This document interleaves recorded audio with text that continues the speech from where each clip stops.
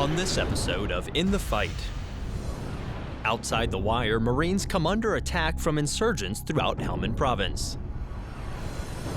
U.S. soldiers help Afghan troops attain perfection. U.S. and African forces work together to help bring stability to the region. We meet a staff sergeant who is responsible for the safety of hundreds of men and women. And we find out what measures are being implemented to ensure free and fair elections for the women of Afghanistan.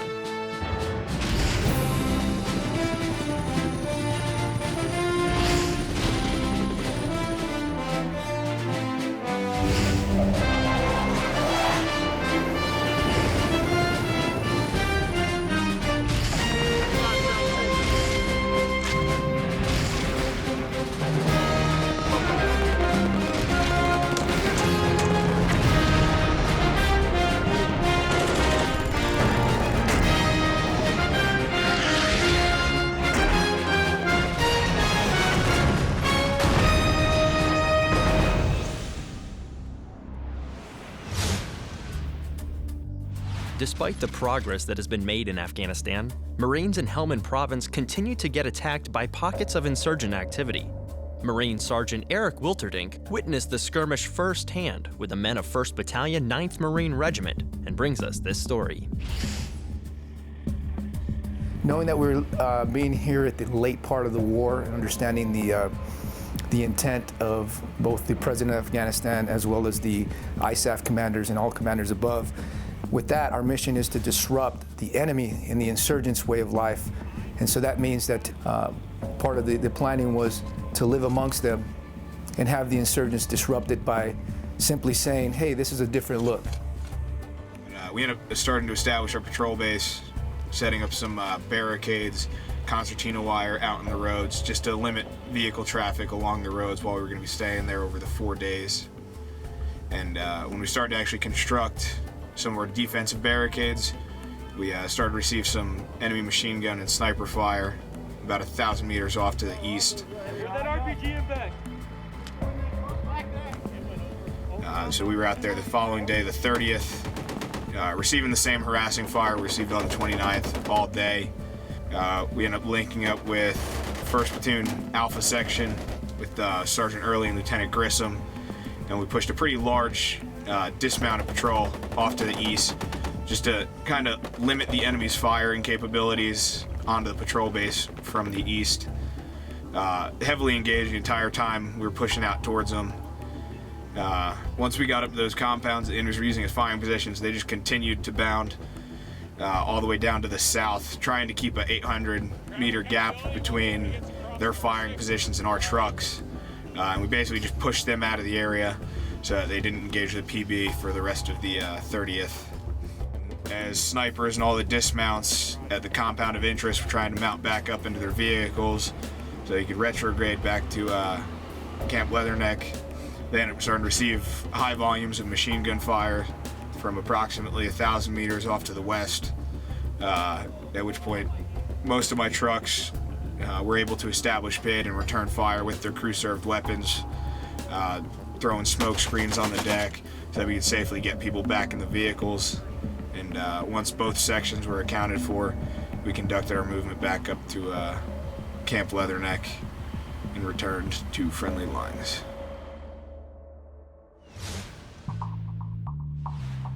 It's said that practice makes perfect. Army Sergeant Carl Greenwell heads out with some soldiers in southern Afghanistan, whose job it is to help Afghan troops attain perfection. While others are just starting to get out of bed, soldiers from the 3rd Squadron and 2nd Cavalry Regiment have already started preparing for the day's events. They're at the range to hone their skills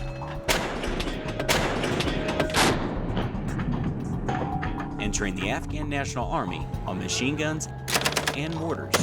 At first they were very nervous. I had to walk them through the steps in safety and constantly do it until they felt comfortable and confident in what they were doing. I think having them going through the procedures over and over and having to actually go through a live range, just building that muscle memory, I think that when they do go out there and get in contact, they'll refer back to the training and their muscle memory. Reporting from Kandahar Province, Afghanistan, I'm Army Sergeant Carl Greenwell. The MV22 Osprey is the Marine Corps' most unique aircraft, requiring its crew to perform a range of tasks to fit the mission. Marine Corporal Joshua DeFore introduces us to a versatile crew chief responsible for keeping his Osprey operational. Looking up at the VM-22 Osprey, it's easy to spot the odd-looking aircraft. What isn't seen is the one Marine filling the multiple crew positions needed to keep the bird ready for anything. Corporal Nick Noah is a maintainer, loadmaster, flight observer, and machine gunner for his Osprey. His title is crew chief, but he's more of a jack of all trades. Well, being a crew chief, I guess every day is a little bit different. It's nice having, new stuff to do every day. It breaks it up a lot. New zones, new things to move from about the AO. When Noah was originally assigned to be a crew chief for the Osprey, he wasn't sure what to expect. After enough flights, the aircraft's unique lift and speed has won him over. I guess I'm a bit of a thrill seeker, so I like to go fast, and I like to pull some G's every now and then. And this aircraft definitely will give you some of that. It's highly maneuverable. It's a bit like a roller coaster. So that's fun. Being a crew chief isn't all fun and games, and a fellow crew member says the job requires quite a bit of maturity. Responsibility is a big one that comes to mind. A lot of responsibility with the weapon back there and safely, engaging that weapon if need be. How they're handling the people in the back, how they're handling the gear and cargo. Responsibility to the pilots. There's normally, 2 captains or a major or a colonel. JL 5 and 7, roger. So for a corporal to tell them, hey, this is what's best from my perspective is huge. So we look for those things in our crew chiefs. For Noah, this is more than a simple job. It's about having an impact on the larger mission. It's good to go home at the end of the day and feel accomplished. Feel like you've actually helped some people out, whether it be just moving, mail from one zone to another or putting troops right in there in the enemy's backyard, ready to go make contact. It's different every day, but always satisfying. Reporting from Camp Bastion, Afghanistan, I'm Marine Corporal Joshua DeFore.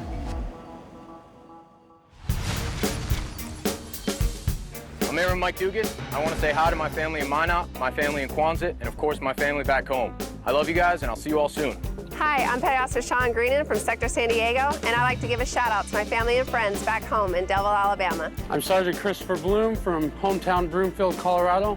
I'd just like to tell my wife Debbie that I love her very much, and I love all my kids, and I can't wait to get home to y'all. Hi, I'm Specialist Lakia Woods with the 10th Sustainment Brigade, Task Force Mule Skinner from Fort Drum, New York at Bagram Airfield. I want to give a shout out to my family in Tennessee, Seattle, Georgia, back home. I love and miss my wife, my mom, my son Prince, and I'll see you guys soon. Coming up, U.S. and African forces work together to help bring stability to the region. And we see an important step in keeping aircraft in the sky. Check out dvidshub.net for the latest accurate and reliable information as In the Fight continues. When referring to aircraft, what does the acronym STOVL stand for? The answer when we return.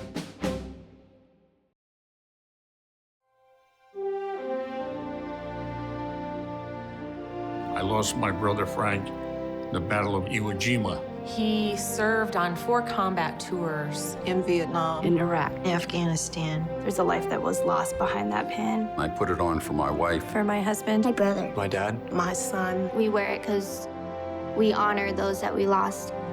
To learn more about the stories behind the Gold Star Pins, visit goldstarpins.org. With the new Military 24/7 app from Divots, you turn your favorite mobile device into a window to the front lines. Connect with your nation's finest men and women through our video and photography archives and stay up to date with news reported directly from service members. Quickly share information and breaking stories with friends via Facebook, Twitter, or email. News, photos, video. Your military 24/7. From combat-related stress to the day-to-day stressors of life. This package is going to be completed. This is the 4th time this week. Stress can affect every Marine and Marine family. The De-Stress Line provides anonymous counseling for Marines and Marine families when it's needed most. If you're feeling the effects of stress, call today and let us help you win your personal battles.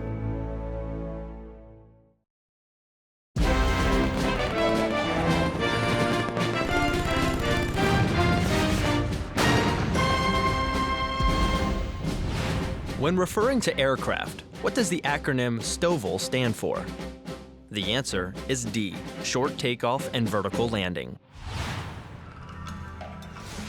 As conflict continues to plague the Central African Republic, U.S. forces are busy working with the African Union to bring stability and peace to the region.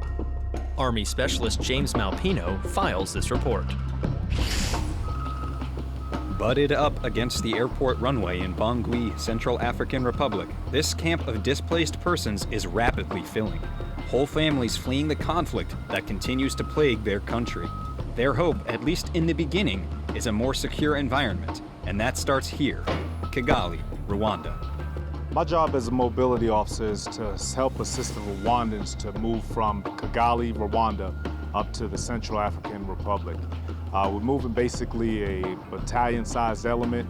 U.S. Army Africa is heading the operation, supporting the Rwandan Defense Forces, the African Union, and the African-led International Support Mission to the Central African Republic, or MISCA, to deploy approximately 850 Rwandan soldiers. Airmen from Ramstein, Germany, McCord and Travis Air Force bases from Washington and California, and soldiers from Italy, Germany, and the States teamed up with the Rwandan Defense Forces on this operation. Despite that mix, or maybe because of it, the experience has been positive. We are happy to work with the Rwandan Defense Forces. They're very professional and very organized. And I'm happy we are here, and the team is very motivated to get the mission done. Moving passengers and equipment twice a day on U.S. Air Force C-17 cargo planes is not something the Rwandan Defense Forces do on a daily basis, so the learning curve has had to be sharp. It's been a great relationship. The Rwandan forces are eager to learn. They're extremely dedicated to what they're doing. And for our personnel, it's a matter of just showing them what to do and they take it from there. It's been fantastic. Back in the Central African Republic, as passengers and equipment are delivered, a small team of soldiers from USARAF is on the ground to continue the process. Our job is to make sure that we have a good flow of information between the United States military and MISCA, the African Union-led international mission to support the Central African Republic. That includes ensuring that the MISCA knows what kind of troops are flowing in, at what rate, what their equipment is, et cetera, so they can know how to employ them on the ground. In the end, the idea is to support the people of the Central African Republic and to help give these people some much-needed relief. Reporting for U.S. Army Africa, I'm Specialist James Malpino, Vicenza, Italy. Almost every part of the Air Force's mission depends on a steady supply of fuel. Air Force Staff Sergeant Dustin Roberts shows us how the fuels laboratory keeps up the important job of quality testing, so the Air Force can keep its aircraft flying. Every newcomer to Al Udeid Air Base is told how the 379th Air Expeditionary Wing is home to the Department of Defense's largest fuel operation. What many never find out is how instrumental one of the smallest shops on base is to the success of flying missions. A team of just 3 airmen take samples and test the quality of every shipment of fuel that arrives on base. We're making sure that we're not getting bad fuel, that there's not any sediments, any water, any other sort of different type of additive or any other type of grade that we're getting here. You know, the Air Force is very strict, so we're making sure that all those additives and grades of fuel meet the specification. The Fuels Lab is a key starting point for almost every operation on base. It's important for me to do my job correctly so everybody else can do their job the way that they need to do it. If I wasn't able to test the samples, then we're not able to fly those jets, we're not able to service anything else around the base because our fuel would be bad. Reporting from Al Udeid Air Base, I'm Air Force Staff Sergeant Dustin Roberts. Many people pay hundreds of dollars for the thrill of skydiving. But for many service members, jumping from an airplane is just another day at the office. Air Force Staff Sergeant Tristan McIntyre shows us how one military parachutist adds an extra level of excitement. Parachuting is a routine event for airborne certified service members. For Staff Sergeant Cameron Riley, today's jump provides something new. This is my 5th duty assignment, and I've been doing jump operations for the last 4 years.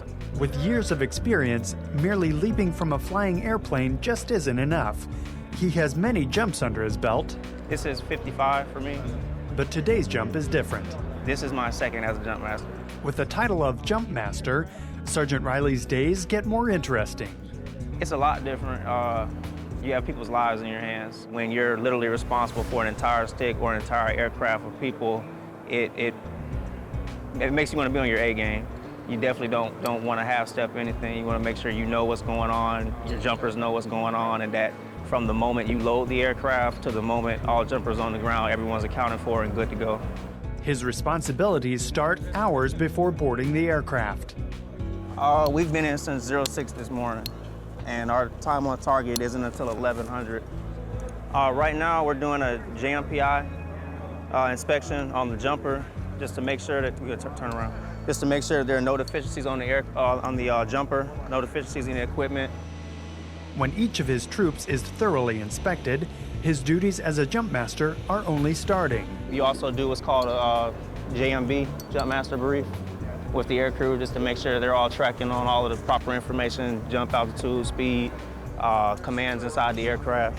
The true heading inbound is 109. In the aircraft, we do safety inspections, making sure that anchor line cables are not twisted or frayed, making sure there's nothing that could hinder a jumper from exiting the aircraft. After all the work on the ground, everyone finally boards the aircraft and takes off. You make sure all your jumpers are hooked up properly, go check their equipment, make sure everything is on properly. The pilots do their thing, they already know what airspeed they need to be at and what heading they need to be on, so all we need to do is just make sure everything is clear in the rear along with the loading and push these guys out in a safe manner. At that point, you'll wait for the load master to give you your 1-minute warning. You'll move into position, and then it's green light, go, exit the aircraft. No matter how much experience a jumper has, parachuting is a thrill. And for Sergeant Riley, a leadership role makes it even better. Being responsible of other people for an airborne operation is a thrill in itself. Staff Sergeant Tristan McIntyre, Ramstein Air Base, Germany. My name is Sean Martin from Navarre, Florida. I'd like to say hello to my amazing wife, to my awesome kids, Kiara, Sebastian, and Juliana. Keep rocking, take care of each other, and listen to your mother. I miss you guys. I'll be home soon. Boogity, boogity, boogity, amen. I'm Sergeant Steve Morales, the 10th Sustainment Brigade, Task Force Mule Skinners, Bagram Airfield, Afghanistan, from Fort Drum, New York. I want to give a shout out to my mom, my dad, all my family back home, my battle buddies at Fort Drum, New York. I love and miss you all. See you guys soon. Corporal Harbaum with Black Sea Rotational Force. I'd like to give a shout out to my friends and family in Ohio, and my wife and son, Angie and Kellen. Hi, I'm Tech Sergeant Colleen Urban, currently deployed. I just want to say hi to my husband in Afghanistan, my sister Jen, and my son Killian in Las Vegas, and the rest of my friends and family in Ohio and Illinois. I miss you so much, I love you, and I'll be home soon. Coming up, we find out what measures are being implemented to ensure free and fair elections for the women of Afghanistan. And we'll showcase some of the best photos from our service members as In the Fight, presented by Divids, continues.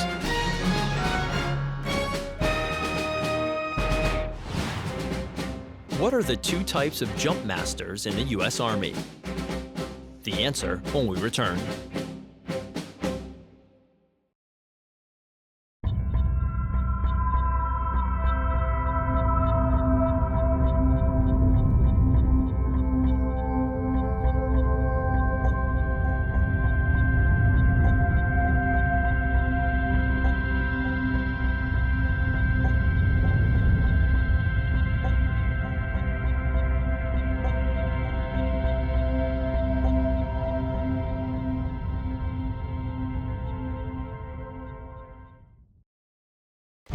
The environment is my passion. Every day, I live for the outdoors and all of its challenges. That's why I enlisted in the Coast Guard. Now, I serve to protect the environment and defend my country.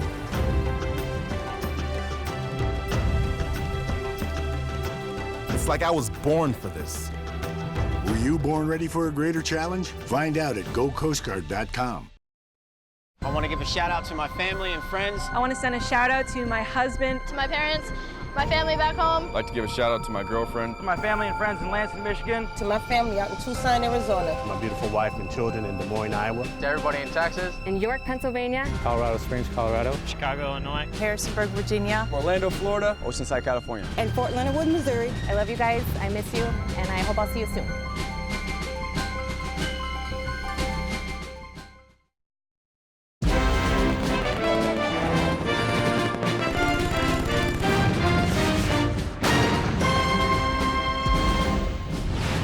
What are the two types of jump masters in the U.S. Army?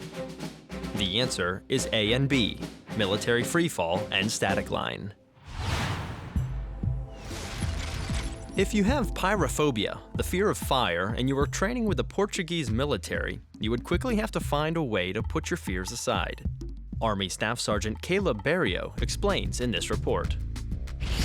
Then they threw the Molotov cocktail. Now, U.S. troops are taking advantage of a unique training opportunity hosted by soldiers from the Portuguese Army. The 504th Battlefield Surveillance Brigade soldiers aren't just conducting new training, but also forging multinational bonds and strengthening partnerships. The training we're doing here not only affords us to learn stuff outside of our normal medal activities, but it also allows us to do joint training, which these guys haven't been exposed to before.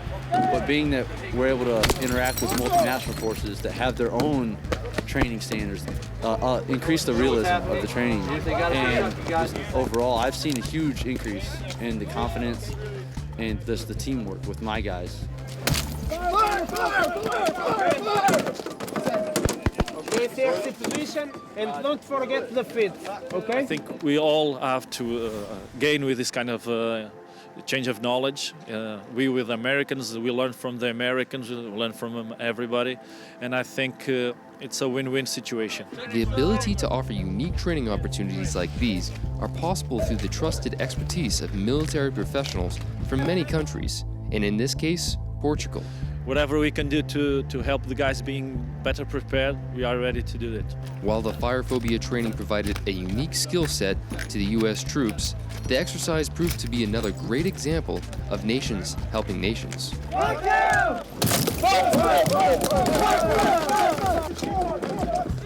Reporting from the Joint Multinational Readiness Center in Hohenfels, Germany, I'm Army Staff Sergeant Caleb Barrio. With the Afghan elections getting near, NATO Channel correspondent Lalagi Snow looks at the problems many Afghan women are still facing and what measures are being implemented to ensure free and fair elections. Women's rights have come a long way in the last 12 years in Afghanistan, yet the struggle for emancipation is still in its infancy. And with the presidential elections looming ever closer, the pressure is on to ensure that the gains made for women in Afghanistan are not lost, and that they can participate freely and fairly in the country's new democracy. 2014 is very important for Afghan women. We try our best that we can mobilize women to come and participate in election. Their vote is their strength. Of course, this is the only means that women can show their power. حضور خانم‌ها بسیار زیاد اهمیت داره، چنانچه خانم‌ها در انتخابات اشتراک نکنن، رأی به صندوق‌ها نیندازن، اولین تاثیرش است که مشروعیت انتخابات زیر سوال میره و دلیل از اینکه زن‌ها هم نیمی از پیکره جامعه افغانستان را تشکیل میدن. However, in the last presidential elections, female voters themselves faced huge problems when it came to having their voices heard and voting. شاهد از این هستم که زمانی که یک کس رفت در یکی از ولایات کارت گرفت از دفتر ثبت نام رای دهندگان بیرون شد او را به اثر One of the main challenges is the physical security that we are hoping with the support of international community, our army that so far showed their success, they maintain that success. The Independent Election Commission has also committed to providing a secure environment for women to vote freely. در رابطه بحث‌های متعدد داشتیم همراه وزارت داخله که مسئولیت تامین امنیت محلات خانم‌ها را در حقیقت داره. حقی که برای مردان در نظر گرفته شده، حین حق برای خانم‌ها هم در نظر گرفته شده. Indeed, with a new generation of voters now registering for the first time, this security is imperative. This new generation that coming, they will see themselves in a big gap. So the only means that they can narrow that gap and they can be a part of the power is to come in to vote. Otherwise, no one can understand them, no one can feel them, and they will be always isolated, and their talent, the beauty of their energy, they all can get wasted. However, with a 25% increase of violence against women this year alone reported by the Afghan Independent Human Rights Commission, the fate of women in Afghanistan hangs very much in the balance. It is very tough, but I believe in hard work. I believe in determination. And I believe that if we get together and if we realize the time that we are right now, and our small movement can bring the biggest changes in this country. This is Lalaki Snow in Kabul for the NATO channel. DVIDS is a 24/7 operation that provides a timely, accurate, and reliable connection between the media and the military serving worldwide. Through a network of over 200 portable satellite transmitters around the globe and a distribution hub in Atlanta, Georgia, DVIDS gives you access to the front lines with live and archived broadcast video, still imagery, and print products. Visit our website at dvidshub.net and search through our enormous video and photo library. Register on our website to gain complete access to high-definition content, along with breaking news alerts and webcasts from top military officials. For questions or comments about In the Fight or DVIDS, you can email us at ondemand@dvidshub.net or follow us on Twitter and Facebook. As we close, we feature some of the best photos that DVIDS has to offer, as we listen to Eddie Horst's composition, Pangea. See you next time, In the Fight.